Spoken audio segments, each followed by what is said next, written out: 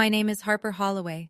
I'm 31 years old, and 6 months ago, my mother stood up at Easter dinner, looked right at me in front of 25 relatives, announced that I was the only Holloway who couldn't put a roof over her own head. She was wrong, but not in the way you'd expect. My dad nodded along like he always does. My sister laughed and leaned over to me with that pitying smile. "You're jealous, aren't you?" 2 weeks later, I invited her over for tea at my new address. When she walked through the front gate, she couldn't dial our mother's number fast enough. She was shaking so hard she could barely hold the phone. What she said was, "Mom, you have to see this, right now." But that moment was 13 years in the making. Before I take you back to the beginning, please take a moment to like and subscribe, but only if this story earns it. Drop your city and your local time in the comments. I'm curious where you're listening from. Now let me take you back to a Tuesday night in November 2022, the night I found out what my mother actually did with my college fund. My apartment was a studio in Southeast Portland, 540 square feet, one window that rattled when trucks passed, a kitchen faucet that dripped on a 3-second cycle no matter how hard I cranked the handle. I didn't hate it. At 28, I figured this was just the cost of starting from zero. And I do mean zero. I was a cybersecurity analyst at a mid-size firm downtown, my first real title after 4 years of grinding through contract gigs. Salary, $68,000 before taxes. Student loan payment, $1,400 a month. I ate a lot of rice and frozen vegetables. I drove a 2011 Civic with a cracked dash. I kept a spreadsheet on my phone that told me, down to the penny, how much I could spend on groceries each week. That's the life my mother liked to describe to relatives at family dinners, except she made it sound worse. Here's what she didn't describe: the reason I had student loans in the first place. When I was 18, 2 weeks before my freshman year at Oregon State, my mother sat me down at the kitchen table. Her voice was soft, the way it gets when she's delivering bad news she's already rehearsed. "Sweetheart, your college fund, it didn't survive the market. It's gone. I'm so sorry." I cried. She held me. Then she helped me fill out federal loan paperwork the next morning, like it was the most natural thing in the world. Meanwhile, my sister Meredith had bought her first house at 27, 4 bedrooms in Lake Oswego. My mother told everyone the same story. Meredith saved up. She's always been smart with money. That was 3 years before Uncle Frank called me on a Tuesday night and told me the truth. At that point, I still believed my mother about the fund.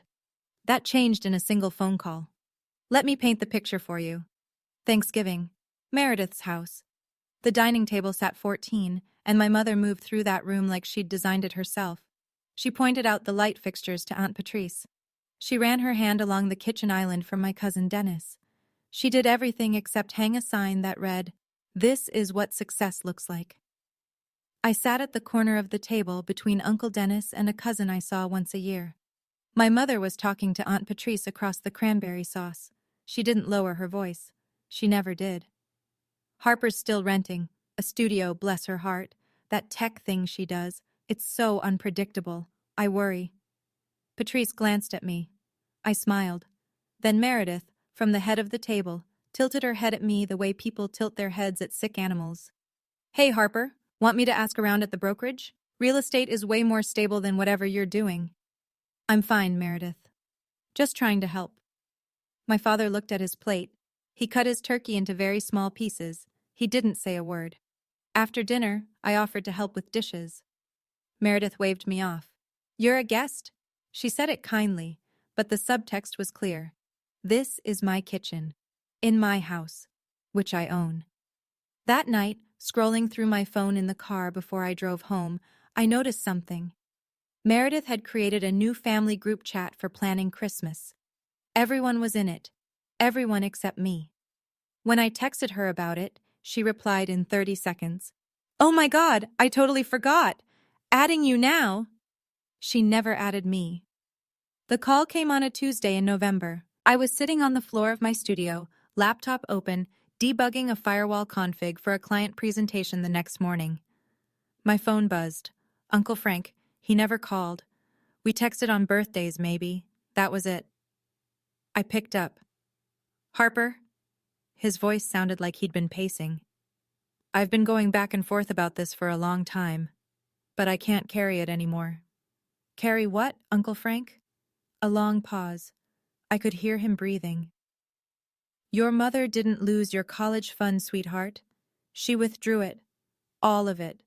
$42,380. The March you turned 18. I didn't say anything. I was at the bank. I watched her sign the withdrawal form. I told her it was wrong. She told me to mind my own business. Then she didn't speak to me for 2 years. The faucet dripped. 3-second cycle. Drip, drip, drip. The money went straight into her joint account with your father. 2 weeks later, Meredith closed on her down payment.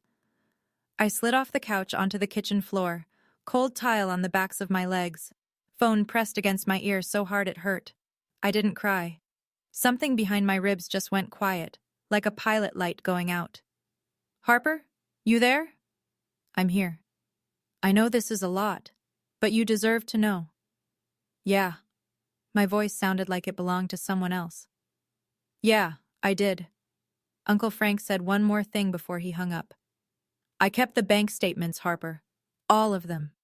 You tell me when you're ready. I sat on that floor for a very long time after the line went dead. I didn't sleep that night.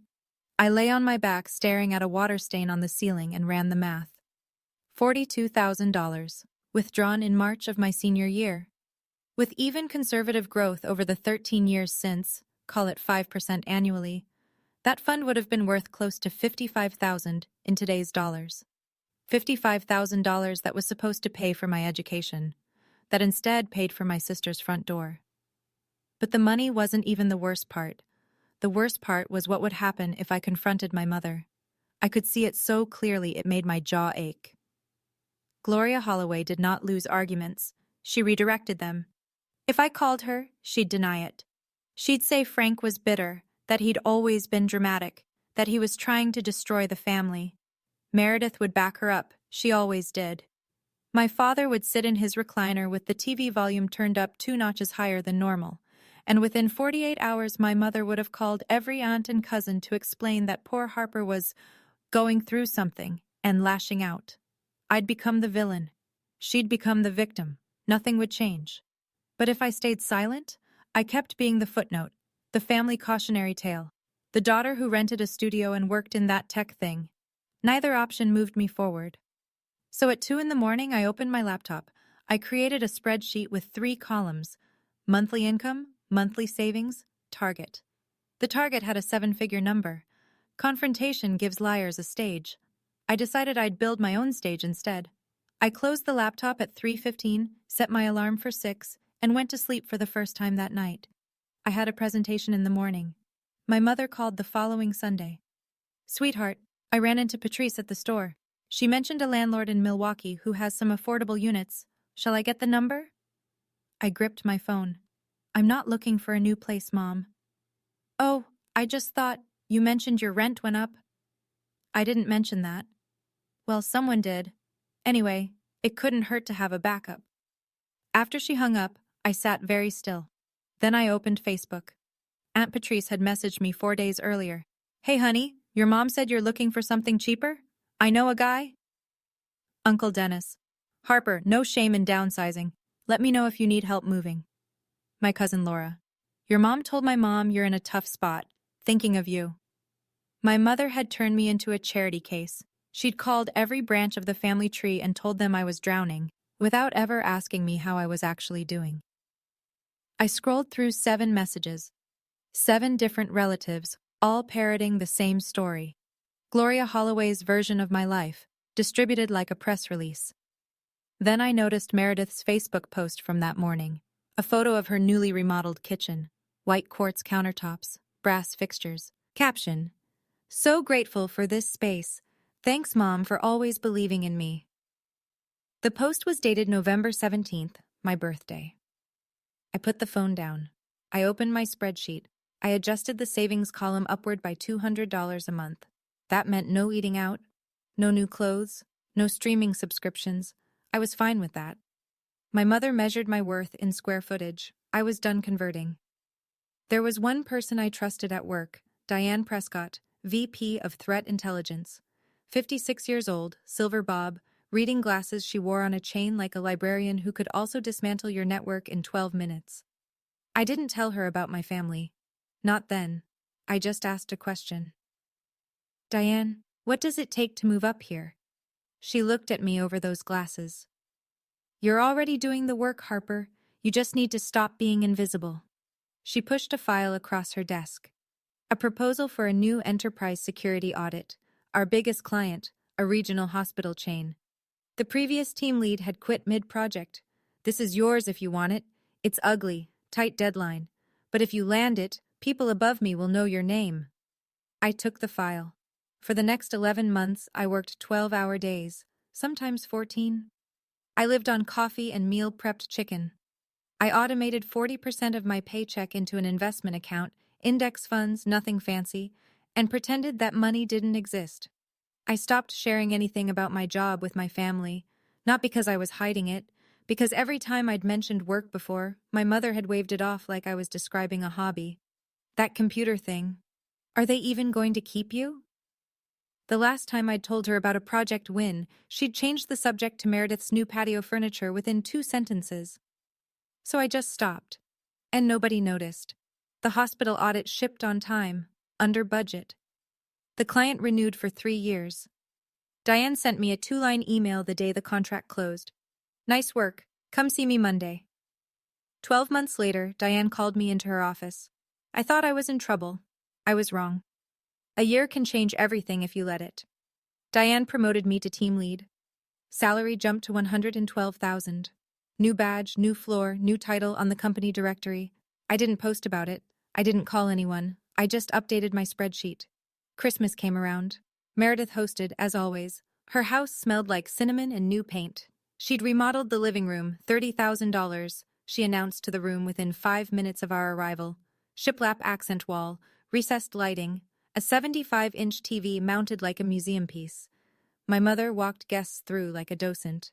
Meredith picked the wood herself. Isn't she talented? This kitchen layout was entirely her idea. Then she found me by the drink table. So, still renting that little place? Yes, Mom. Well, at least you're saving, right? Her voice dripped with the kind of sympathy you offer strangers at a bus stop. Meredith appeared at her elbow. You know, Harper, if you'd listened to me about real estate... I'm fine, Meredith. I'm just saying, I could have gotten you into the market years ago. Sure. You don't have to be defensive. I'm not. My mother patted Meredith's arm. Your sister bought this kitchen herself. That's what a plan looks like, Harper. I sipped my water, smiled, said nothing. Later, in the hallway by the bathroom, Todd, Meredith's husband, stopped me. He was holding 2 beers and looked like he wanted to be anywhere else. Hey, your mom talks a lot. He handed me a beer. Don't believe everything. I looked at him. He shrugged and walked away. It was the kindest thing anyone in that house said to me all night. February, a Wednesday evening. I was debugging a server migration when my phone buzzed. A voicemail from a number I didn't recognize. Male voice, mid-40s, cheerful in that forced way people get when they've been told to call someone. Hey, Harper, this is Greg. Greg Whitaker. Your mom gave me your number. She says we'd really hit it off. I'm in commercial insurance. Got a place over in Beaverton. Anyway, give me a ring when you get a chance. I deleted the message. 20 minutes later, my mother texted. Gloria. Greg is a catch, Harper. His mother says he owns his house outright. Harper. I didn't ask you to set me up, Mom. Gloria. You're 31. No house, no husband. I'm trying to help. Harper. I said no. Gloria. He owns a house, Harper. Harper. Good for him. Gloria. You're going to end up alone. I stared at the screen. My thumb hovered over the keyboard for maybe 10 seconds. Then I locked the phone, set it face down on the desk, and went back to my server migration. She measured every milestone against real estate and a marriage license. 31 and single? Crisis. 31 and renting? Emergency. It didn't matter that I led a team of 9 people. It didn't matter that my company had trusted me with a 7-figure client portfolio. None of that registered on Gloria Holloway's scoreboard. I finished the migration at 11:40 that night. Clean deployment, 0 downtime. My team slacked me a string of party emojis. I made a cup of tea, sat on my studio floor, and thought about Greg Whitaker and his house in Beaverton. Then I opened Zillow. Not for Greg, for me. 6 months after that, everything accelerated. Diane promoted me again, senior manager, salary $145,000 plus bonus. The index fund I'd been feeding for 2 years had nearly doubled. My spreadsheet, the one I'd built at 2 in the morning on that cold November night, finally had numbers that meant something. I started driving through neighborhoods on Saturday mornings, alone, coffee in the cup holder, phone on silent. I didn't tell anyone, not Diane, not Uncle Frank, not a soul. I wasn't looking for a house. I was looking for a feeling. I found it on a hillside in West Hills, 4 bedrooms, a wraparound deck that overlooked a valley of Douglas firs, floor-to-ceiling windows in the living room that turned the sunset into a wall of amber and copper, hardwood floors, stone fireplace, a kitchen island with space for 6 people to sit and nobody to feel like they were at the kids' table. The listing price was $950,000. I ran the numbers twice, called my financial advisor, reviewed my portfolio, then I called the listing agent and made an offer. 3 weeks later, I sat in a title office and signed my name 47 times. They handed me a key and a folder containing the deed. I walked to my car, sat in the driver's seat, held the key in my palm. It was warm from the title agent's hand. I didn't call my mother. I didn't text Meredith. I didn't post anything. I just drove to my new house, unlocked the front door, and stood in the empty living room while the last bit of daylight slid down the far wall. I had the key. I had the deed. What I didn't have was a reason to tell my family. Not yet. I moved in on a Saturday in early January. No moving truck, no fanfare. Just my Civic packed tight with whatever mattered: clothes, laptop, a box of books, a cast iron skillet that had survived 4 apartments. The house was empty and enormous. My footsteps echoed off the oak floors. Sunlight came through the wall of glass in the living room and through long rectangles across the bare floor. Outside, Doug firs swayed in a breeze that smelled like rain and cold earth. I bought furniture slowly. A couch first, gray, deep-cushioned, big enough to disappear into. Then a bed frame. A kitchen table I found at an estate sale in Selwood, solid maple, slightly scarred. I liked the scars. They made it feel earned. One weekend, I painted the living room wall behind the fireplace. Warm white. It took 2 coats and most of a Sunday. My arms ached. I didn't mind. The only person I invited over was Diane. She stood in the entryway, looked up at the vaulted ceiling, then out through the glass at the valley below. She was quiet for a long time. "This is stunning, Harper. Does your family know?" "Not yet." She studied my face. "You're not punishing them by hiding this. You're protecting yourself." "Maybe." I poured her a glass of wine. "Or maybe I just don't want to hand them another thing to ruin." That night, after Diane left, I unpacked a file box I'd been avoiding. On top was the deed to the house. Beneath it was a folded document in a manila envelope, the one Uncle Frank had mailed me the week before. I looked at it.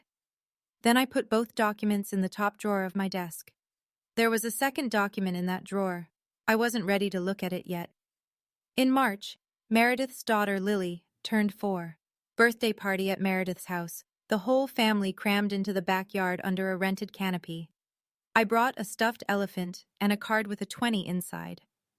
Lily hugged my leg and ran off. That part was good. Then my mother introduced me to her new book club friends who'd come for the party. "This is Harper, my youngest." She put her hand on my shoulder. "She's still finding her path." "I'm a senior manager in cybersecurity, Mom." My mother laughed, not at the joke, because there wasn't one, but in the way people laugh to fill a gap. "Oh, those tech titles. They change every week, don't they?" Meredith, passing behind us with a plate of cupcakes. "At least she has a good attitude about it." The book club women smiled politely. I smiled back. Then I noticed someone I hadn't expected to see.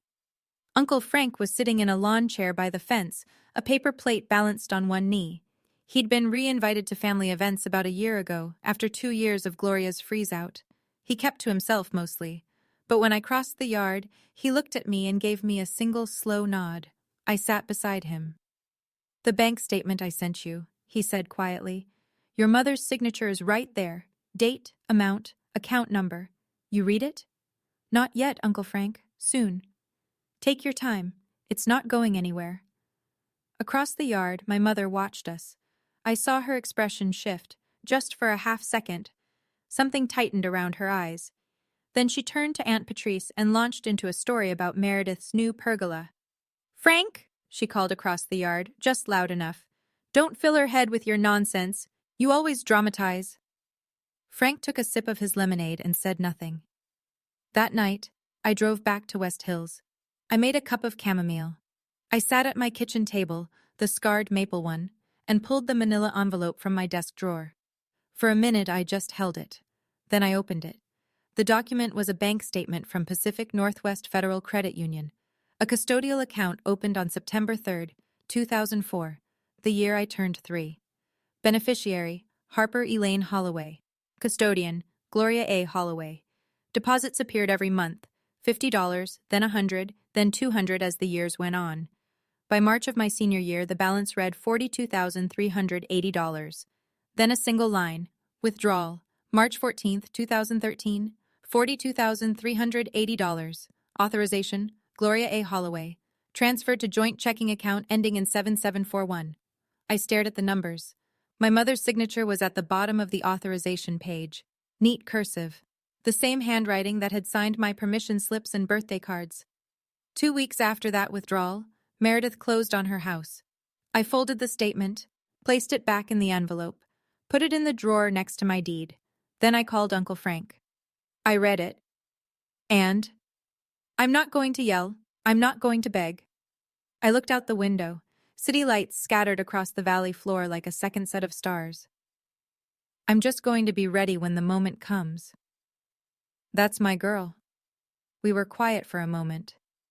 Then he asked, when? Easter is 8 weeks away. Meredith's hosting. 25 people. I know. I might need you there. I'll be there. I hung up and washed my tea mug. Dried it, put it away. Easter was 8 weeks out, 25 Holloways under one roof, and for the first time in years, I was looking forward to it. Easter Sunday arrived the way Oregon Aprils do. Cold in the morning, bright by noon, the kind of sky that couldn't decide between rain and mercy. Meredith's house was already full when I pulled up. Cars lined the cul-de-sac. Through the front window, I could see bodies moving, platters being passed, my mother's silhouette directing traffic in the dining room. I sat in my car for 30 seconds, breathed. The house was decorated to within an inch of its life, tulips in every vase, a centerpiece made of moss and ceramic rabbits, linen napkins. Meredith had gone all out, and my mother had clearly helped. Her fingerprints were on every detail. I walked in wearing a simple navy blouse and jeans. No jewelry, no statement piece. I hugged my Aunt Patrice, shook Uncle Dennis's hand, kissed Lily on the forehead. My mother found me within 3 minutes. Harper, you look thin. Are you eating? Hi, Mom. Happy Easter. Doesn't she look thin? This to Patrice, who nodded diplomatically. I poured myself a glass of sparkling water and stood near the kitchen island while my mother gave tours. Meredith just had the living room repainted, Pharaoh and Ball. She picked the shade herself. Those floors are original oak. Meredith had them refinished. The deck extension was Meredith's idea. Every sentence was a ribbon tied around Meredith's life, presented to the audience for applause. Todd appeared beside me with a plate of deviled eggs. Brace yourself, he said under his breath. Your mom's in performance mode. I took an egg. I know. She's been rehearsing the toast since Thursday. I looked at him. Toast? Todd winced slightly. You'll see. I didn't need to brace. I'd already decided what I was going to do after dinner. Not during, after. After the meal, everyone drifted into the living room. Kids on the floor, adults in chairs. My mother stood in the center, wineglass raised, glowing like a woman who had rehearsed this exact moment in her bathroom mirror. I just want to say a few words. She looked around the room. Meredith, thank you for hosting, for opening your beautiful home to all of us. She swept her hand wide. This house, this life you've built, this is what hard work looks like. The room applauded. My mother smiled. Then she turned to me. And Harper, honey? Her voice dropped into that register. The soft one. The one that sounds like compassion, but cuts like a credit check. We're all rooting for you. One day, you'll get there. A few people laughed, short, uncomfortable. My cousin Laura looked at her shoes. Uncle Dennis coughed. Meredith leaned toward me from the next chair, close enough that 5 or 6 people could hear. There's no shame in renting, Harper. We all start somewhere. The pity in her voice could have filled a swimming pool. Then Aunt Patrice, sweet Patrice, who meant well and understood nothing, reached over and touched my arm. Gloria told me you're looking for a cheaper place?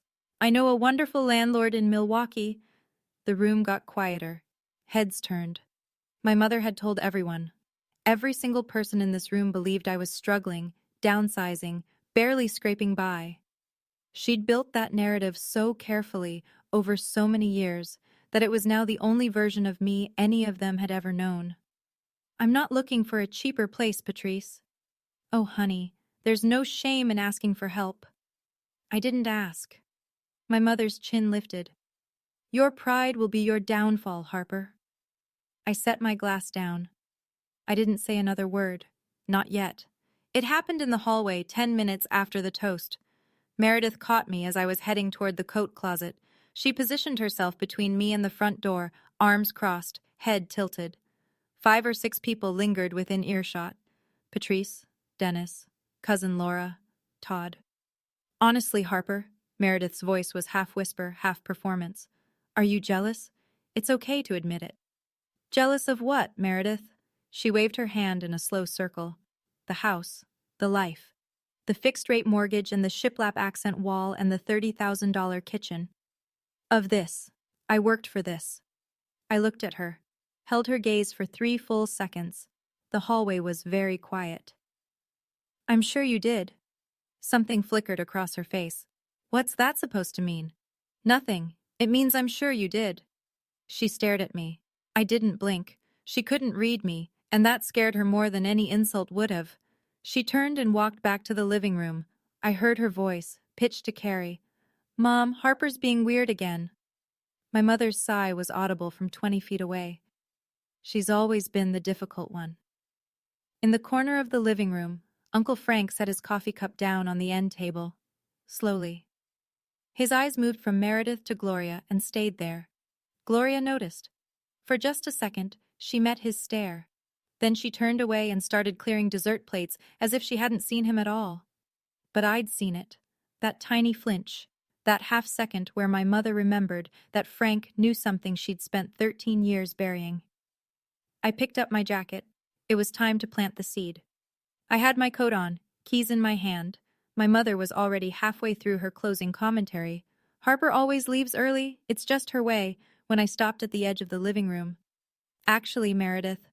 My sister looked up from the couch, mid-conversation with Patrice. I'd love to have you over for tea this Saturday. I have a new place. The room shifted, not dramatically. Just a small atmospheric change, like a barometric drop before a storm. Gloria frowned. A new place? What new place? I just moved. Nothing big. I kept my voice light. Saturday, 2 o'clock? Meredith's confusion was genuine. She wasn't faking it. You moved? And you didn't... When did you... It happened fast, Mom. I shrugged. I'll text Meredith the address. Meredith looked at Gloria. Gloria looked at me. For a single beat, nobody said anything. Sure, Meredith said slowly. I'll come. Great. Bring Todd if you want. I pulled on my jacket. Thanks for hosting, Meredith. Dinner was lovely. I walked through the front door and didn't look back. The evening air hit my face, sharp and clean. Behind me, I could hear my mother's voice already recalibrating. She's probably renting another apartment. You know how she is. But I caught one other thing as the door closed. Uncle Frank, still in his corner chair, watching me leave. He was smiling. First time all night. I drove home, my home, through the dark hills. The trees were black against a slate sky. My hands were steady on the wheel. Saturday was 5 days away. For the first time in years, I couldn't wait to open my front door. Okay, pause. Before Meredith shows up at my door, I want to ask you something. Have you ever had someone in your family take credit for something that was yours? Or spread stories about you that weren't true, just to make themselves look better? Drop it in the comments. I want to hear your story. And if you've made it this far, hit subscribe. You don't want to miss what happens when Meredith walks through that gate. Let's keep going. Saturday came slowly. I spent the morning cleaning, not because the house was dirty, but because I needed something to do with my hands. I vacuumed the already clean hardwood. I wiped down the granite island even though no one had used it. I arranged 2 ceramic mugs on the counter, side by side. Then I baked scones, lemon and blueberry. The recipe was from a cookbook I'd found at Goodwill my first month in the studio apartment. The scones came out golden and slightly uneven. Perfect. By 1:30, the house smelled like sugar and citrus. Afternoon light poured through the living room glass and turned the oak floor into something honeyed. The valley spread out below the deck in layers of green and gray. I changed into a cream sweater and jeans. No makeup beyond what I usually wore. No heels. This wasn't a performance. The house would do the talking. At 1:45, my phone buzzed. Meredith. OMW. What's the address again? I sent it. Meredith. Wait, West Hills? That's a nice area. Are you house-sitting LOL? I didn't reply. I put the phone on the kitchen counter, poured hot water into a teapot, and set it on the table next to the scones. 2 chairs, 2 napkins. Simple. Then I sat in the living room and looked out the window. The firs were swaying in a light wind. Somewhere far below, a car horn sounded and faded. My hands weren't shaking. For the first time in years, they were perfectly still. I heard gravel crunch in the driveway at exactly 2:03. I stood up, smoothed my sweater, and walked to the front door. Meredith's SUV sat in the driveway, engines still running. I could see her through the windshield. She wasn't moving. She was staring at the house the way you stare at something that doesn't match the picture in your head. She turned off the engine, got out, stood on the driveway with her purse hanging from one hand and her mouth slightly open. I opened the front door. Hey, come on in, tea's ready. She walked up the stone path. Her heels clicked on the pavers. She stopped in the entryway and looked up. Vaulted ceiling, the staircase with its iron railing, the living room visible through the archway, the wall of glass, the valley. She turned in a slow circle. Her hand went to her mouth. This is your place? Yes. You bought this? I did. She walked into the kitchen, touched the granite island, opened a cabinet, closed it, walked to the glass wall and stood there, staring at the view. Harper. Her voice was smaller now. How? I worked, I saved, I invested. But you were renting. I was, now I'm not. She stood in my living room for what felt like a full minute without speaking. Then her face crumpled, not into anger, not into happiness, into something I hadn't expected. Confusion. Raw, disorienting confusion. She pulled out her phone. Her fingers were shaking. She hit dial, pressed the phone to her ear, waited 1 ring, 2. Mom, her voice cracked. Mom, you need to come here, right now. You have to see this, right now. I heard Gloria's voice through the speaker, tinny and alarmed. What? What is it? Are you hurt? Just come. I'll send you the address. Meredith hung up and looked at me. I gestured to the kitchen table. Would you like sugar in your tea?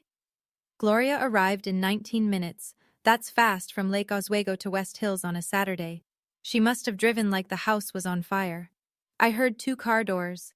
My mother's heels on the stone path, fast and sharp. My father's slower steps behind her. Meredith opened the front door before I could. In here. Come in. Gloria stepped into the entryway. She was wearing a lavender cardigan and the pearl earrings she saved for events. She must have been getting ready for something when Meredith called.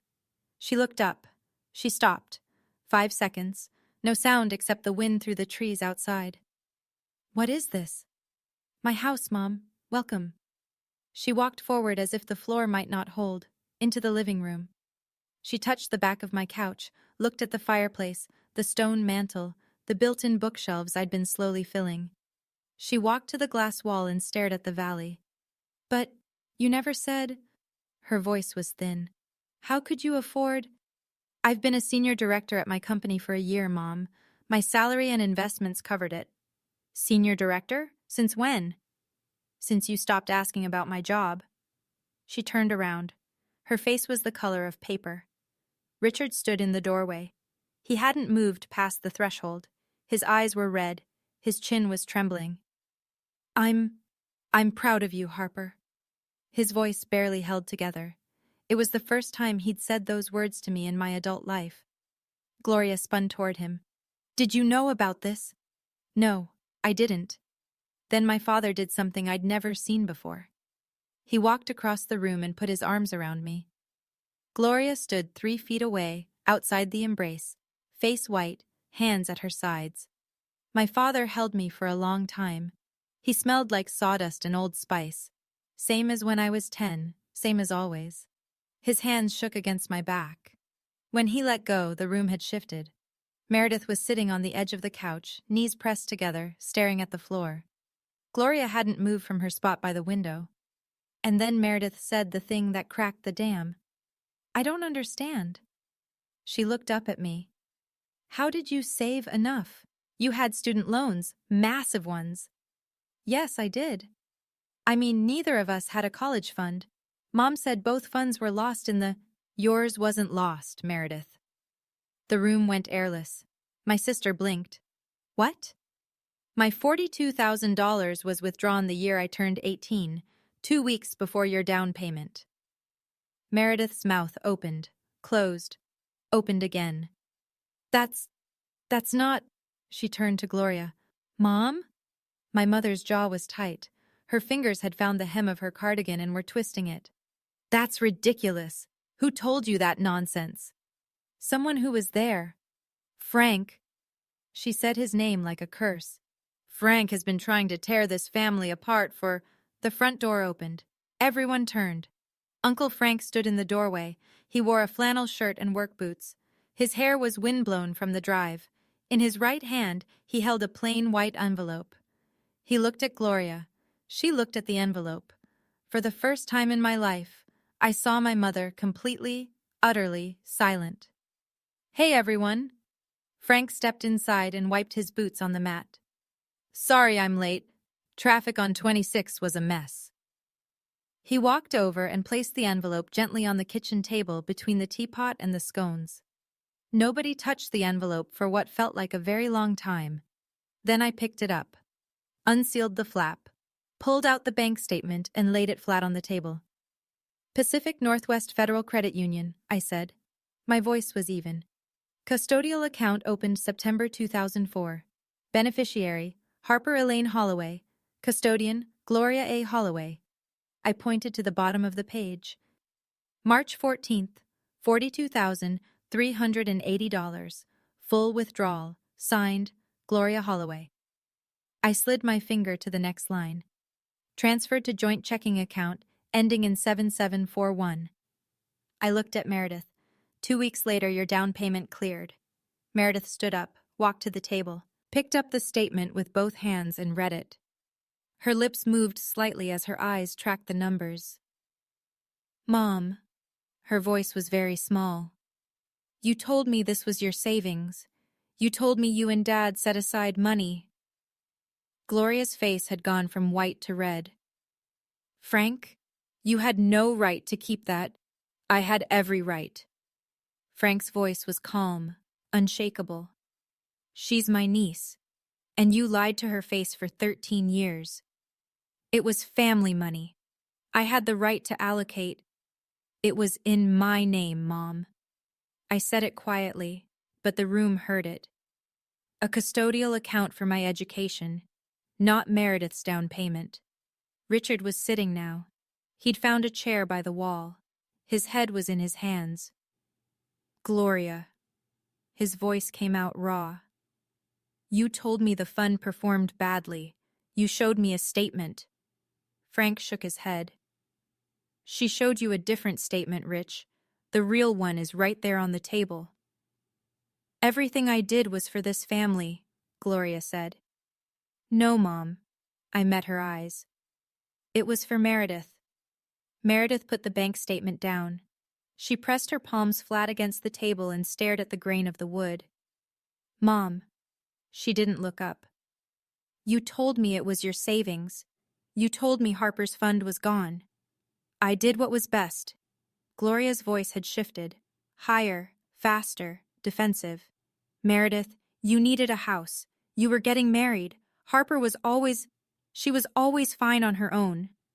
Fine on my own because I had no choice, I said. Meredith looked at me. Her mascara was starting to smudge. I didn't know, Harper. I swear I didn't know. You didn't ask.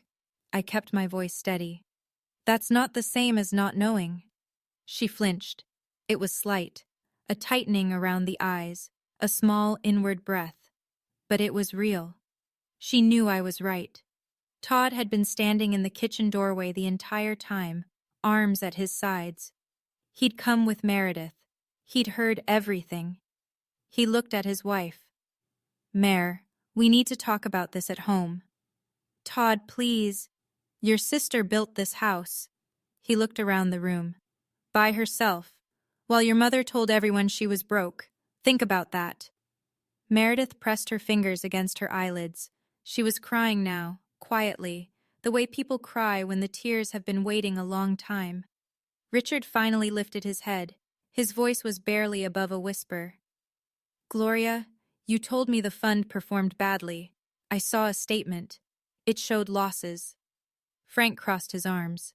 She showed you a manufactured summary, Rich. The real account record, the one from the credit union, has her signature on the withdrawal. It's not ambiguous. Richard looked at his wife of 36 years. She looked at the floor. He didn't say anything else. He didn't need to. My mother tried one more time. Harper. She straightened her spine, found her voice, the one she used at PTA meetings, at holiday tables, at every occasion where she needed to be the authority in the room. After everything I've done for you, I raised you, I fed you, I kept this family together. You raised me, I nodded. That's true, and I'm grateful for the parts that were real. She started to speak. I held up one hand, not aggressively, just a pause. But you also stole from me and lied about it for 13 years. Those two things can both be true, Mom. I'm your mother. And I'm your daughter. That should have meant something. The silence that followed was the loudest thing I'd ever heard in my own house. I took a breath. I'm not cutting anyone off, but some things are going to change. I looked at each of them in turn. Meredith, Gloria, Richard. You don't get to tell people I'm struggling when I'm not. You don't get to define my life to the family. You don't get to rewrite my story so yours sounds better. Gloria's mouth opened. Nothing came out. And if you want to be in this house, I paused. You come as a guest, not as a narrator. The teapot was still warm on the table. The scones sat untouched on their plate. I'm not asking for the money back, I said. I don't need it. I built this without it. But I am asking you to stop lying about who I am. Nobody spoke. I picked up the teapot and filled 2 mugs, set one in front of Meredith, one in front of the empty chair next to her. Tea's getting cold. Gloria, for the first time in my memory, had absolutely nothing to say. If you've ever had to set a boundary with someone who raised you, and I know that's one of the hardest things a person can do, drop A in the comments. And if this story is hitting close to home, share it with someone who needs to hear it today. Sometimes knowing you're not alone makes all the difference. Let's keep going. There's more. The fallout was fast. By Sunday night, the story had spread through the entire family, like water through a crack in the foundation. Todd told his sister. His sister told her husband. Meredith, whether she meant to or not, confirmed the details to Aunt Patrice on the phone that evening. And once Patrice knew, it might as well have been printed in the newspaper. My phone started ringing Monday morning. Patrice. Gloria told us you were broke. We had no idea, Harper. All these years we thought, we just believed her. Uncle Dennis. Kid, why didn't you ever say something? Would you have believed me over her? The silence on the other end was its own answer. Cousin Laura sent a text. I feel sick. I'm sorry for every time I offered you help you didn't need. Over the next week, relatives started calling Gloria. Not to comfort her, to ask questions, hard ones, the kind she couldn't redirect with a laugh or a wave of her hand. Gloria's response was predictable. She blamed Frank. He's always been jealous of our family. He's trying to destroy everything I've built. But there was a bank statement on a kitchen table in West Hills with her signature at the bottom. You can't talk your way around ink on paper. One by one, the calls to Gloria stopped. Not with dramatic confrontations, just silence. Patrice didn't invite her to book club that month. Dennis didn't ask her to organize the 4th of July cookout. Cousin Laura removed Gloria from the family group chat, the one I'd never been added to. My mother lost the one thing she valued more than money, the narrative. For 13 years, she had been the author of every Holloway story. Now the family was reading a different version, and they believed it, because it was true. Meredith called 3 days later. I was on my deck, watching a red-tailed hawk ride a thermal above the valley. My phone buzzed. I let it ring twice before I answered. Harper? Her voice was smaller than I'd ever heard it. I keep thinking about that bank statement. Okay. I should have asked where the money came from. I was 23 and I wanted the house so badly. Todd and I were getting married and Mom said she'd been saving for years and She trailed off. I didn't want to look too closely. I know. I'm sorry, Harper. I'm really, really sorry. Thank you. That matters. There was a pause. I could hear her breathing, uneven, the kind of breathing that comes between rounds of crying. Todd and I talked, a lot. He said, I've been treating you the way Mom taught me to. He's right. I see that now. Meredith, I don't need you to be perfect. I just need you to be honest. She made a sound that was half laugh, half sob. That's the scariest part. We sat in silence for a moment. Not the uncomfortable kind. The kind that means something's shifting, even if you can't name it yet. Then she said something I didn't expect. Todd almost left me last year. Did you know that? No. Mom was calling every day, telling me how to raise Lily, how to decorate the house, what Todd should be doing with his career. Todd said he didn't marry Mom, he married me, and if I couldn't see the difference, he was done. I didn't want to see it, she said quietly, because if I saw it, I'd have to give something back. I let that sit. I didn't need to add anything. 2 weeks later, my mother called. I was making dinner. Roasted chicken, rosemary potatoes, green salad. I answered on the 4th ring. Harper. Her voice was different, quieter, stripped of the usual polish. Hi, Mom. Nobody calls me anymore. Patrice won't return my messages. Dennis told me he needs space. She said the word like it tasted foreign. Your sister barely speaks to me. That's not my doing, Mom. I just wanted Meredith to have a good start. That's all it was. At my expense, without telling me, without asking. A long silence. I thought you'd never find out.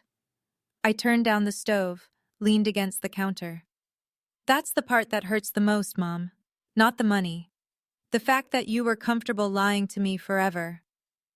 I could hear her breathing, quick and shallow, the way you breathe when you're trying not to cry.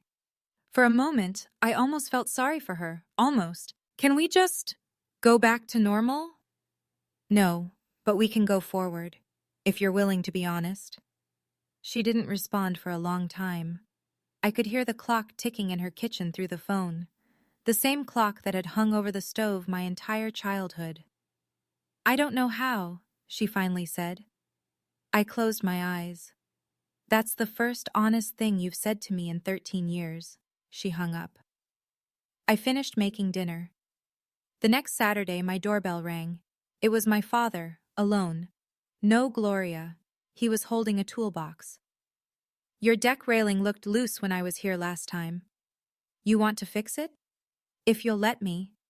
I held the door open. He stepped inside. We didn't talk much that afternoon. He fixed the railing. I made coffee. We sat on the deck and watched the light change. It wasn't much, but he was there. Summer came. I stood in a conference room on a Tuesday morning while Diane introduced me to the entire company. New title, Vice President of Security Operations, 200 people on the Zoom call, 3 offices watching on the big screen. Diane said, Harper Holloway has been the backbone of our security practice for 3 years. She's earned this, every single day. People applauded. I thanked them and sat down. My hands were steady. I didn't post about it. I didn't tell my family. Not yet. Some things you hold for yourself first. The following weekend, I invited Uncle Frank over for dinner. He showed up with a bottle of Willamette Valley Pinot Noir and that quiet grin he gets when he's holding something back. We ate on the deck. The sunset turned the valley into copper and violet. The firs swayed in a warm breeze. After dinner, Frank set down his glass and looked at me. Your grandmother would have been proud, Harper. I paused. Grandma Margaret? She's the one who opened that fund for you, not your mother. Margaret started it the year you were born, $50 a month from her Social Security check. She told Gloria to keep it for your education and nothing else. I put my fork down. Mom never told me that. No, she wouldn't have. My grandmother had died when I was 14. I remembered her hands, always warm, always smelling like lavender soap. I remembered her saying, at every visit, "You're the stubborn one, Harper." She'd say it like it was the best thing a person could be. I cried, first time in this entire story.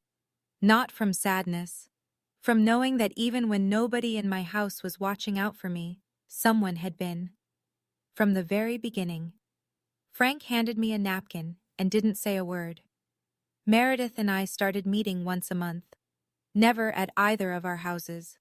Neutral ground, a coffee shop on Division Street with wobbly tables and espresso that could strip paint. The first few times were awkward.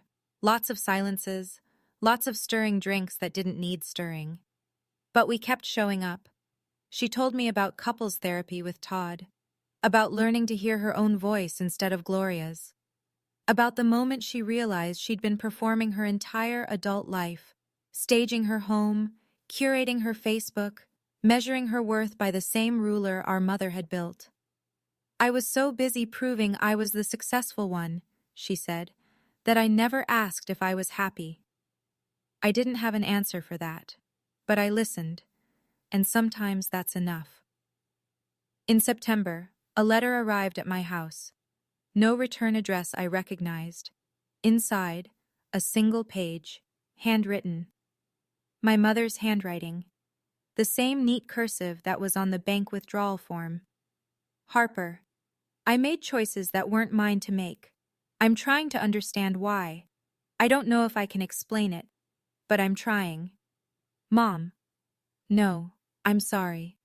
No grand apology. Just an opening. Small and uncertain, like a crack in a wall. I read it twice, folded it carefully, put it in the top drawer of my desk, next to the deed and the bank statement. 3 documents that told the story of who my family was and who we might become. A week later, Meredith invited me to Thanksgiving. Her house. You don't have to come, she said, but I'd like you there. Will Mom be there? Yes. I thought about it for exactly 1 day. I'll come, but I'm driving myself, and I'll leave when I'm ready. That's fair. It was. For the first time, it actually was. I'm sitting in my living room right now, telling you this story. The fire's going. There's a cup of coffee on the side table that's gone lukewarm because I've been talking to you for a while. Outside, the valley is gray-green under low clouds, and the firs are doing that slow sway they do when the wind can't decide which direction to blow. My mother measured success in square footage. My sister measured it in comparison. My father measured it by keeping the peace, which, it turns out, isn't the same as keeping anyone safe. And me?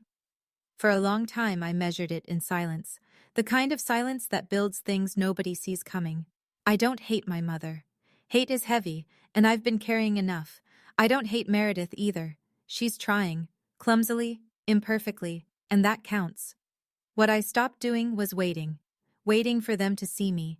Waiting for them to give me permission to be proud of what I'd built. waiting for the version of my mother who would look at my life and say, I was wrong. I built something they couldn't ignore, not to punish them, not to prove them wrong, but because I deserved a life that wasn't written by someone else. If you're in a family where your worth gets measured by someone else's ruler, put the ruler down. You don't have to break it. You don't have to throw it away. Just put it down and pick up your own. The front door to my house has a deadbolt that I paid for, on a door that I chose, in a home that I earned. But the best part isn't the house. The best part is that I'm the one who decides who gets the key. 3 things I learned the hard way. 1. Silence isn't weakness. Sometimes it's strategy. The loudest response I ever gave my family was a house on a hill and a teapot on the table. 2. You don't owe anyone a confrontation, but you owe yourself the truth. The bank statement didn't fix everything, but it meant nobody could rewrite my story again. 3. Boundaries aren't walls. They're doors with better locks. My mother can knock. She just can't walk in and rearrange the furniture anymore. If any of this hit home, leave a comment and tell me, which of those 3 lessons landed the hardest for you? I read every single one. And if you want to hear another story about someone who refused to stay small, I've linked one in the description that I think you'll love. Thank you for staying until the end. I mean that. I'll see you in the next one.